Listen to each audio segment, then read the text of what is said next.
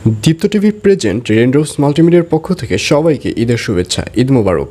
হাজির হয়ে গেলাম দীপ্ত টিভির নিবেদিত বকুলপুর সিজন 2 এর 685তম পর্ব কবে প্রচারিত হবে এবং এই পর্বে কী সব ঘটতে চলছে তার অগ্রিম খবর নিয়ে। এই পর্বে আপনারা দেখতে পারবেন এবার আব্বাস চেয়ারম্যানের সাথে লড়তে দেখা যাবে খলিলকে, কারণ খলিল অলরেডি আব্বাস চেয়ারম্যানের সাথে চ্যালেঞ্জ করেছে যে সে কিছুতেই নিগারকে আব্বাস চেয়ারম্যানের ছেলের পুত্রবধূ হিসেবে নিতে দিবে না।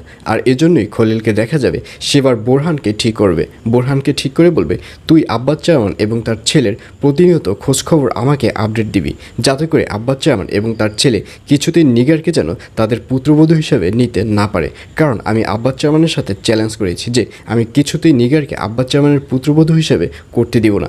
এইসব বলতে দেখা যাবে খলিলকে, এবং আব্বাস চেয়ারম্যান যেহেতু নিগারকে তার পুত্রবধূ হিসেবে নিতে চাচ্ছে সেহেতু খলিলকে দেখা যাবে নিগারের প্রতি আগে খলিল যে অবহেলাটা করত, নিগারের প্রতি যে অত্যাচার অন্যায়টা খলিল করত, এখন আর সেগুলো কিছুই করবে না। নিগারের প্রতি খলিলের ভালোবাসা আস্তে আস্তে বাড়তে দেখা যাবে আগামী পর্বে।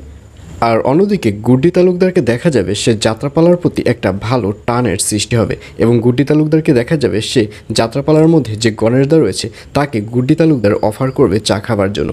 আসলে এই সব কিছুই হচ্ছে গুড্ডি তালুকদারের অভিনয়, এই সব কিছুই গুড্ডি তালুকদার দিবার কথা অনুযায়ী করছে। কারণ দিবা অলরেডি গুড্ডি তালুকদারকে বলে দিয়েছে যে আগে ওই গণেশদার সাথে মিশতে হবে, গণেশদার সাথে মিশে গণেশদার নামে একটা ক্লেম উঠিয়ে এবং দিবানন্দিনী নামে একটা ক্লেম উঠিয়ে এই যাত্রাপালাকে বকুলপুর থেকে চিরচ্ছেদ করে দিতে হবে। আর এই প্ল্যান অনুযায়ী গুড্ডি সাহেবকে দেখা যাবে সে গণেশদার সাথে একটা ভালো সম্পর্কের সৃষ্টি করবে। আর অন্যদিকে গুড্ডি তালুকদার যে একটা বাটপার কোয়ালিটি লোক, সেটা আব্বাস চেয়ারম্যান গুড্ডি তালুকদারের সাথে কথা বলার পর খুব ভালো করেই বুঝতে পারবে। কারণ আব্বাস চেয়ারম্যান যখন গুড্ডি তালুকদারের সাথে কথা বলবে উগান্ডার সালিশির ব্যাপার নিয়ে, তখন গুড্ডি তালুকদার বলেই ফেলবে যে আসলে উগান্ডা তো অন্যায় করেছে, ও যেহেতু অন্যায় করেছে সেহেতু ওর সালিশি তো হবেই, এখানে আমাদের কী বা করার আছে। আর এইসব কথা শুনে আব্বাস চেয়ারম্যান বলবে তোমাদের কিছুই করতে হবে না, যা করার আমি করব।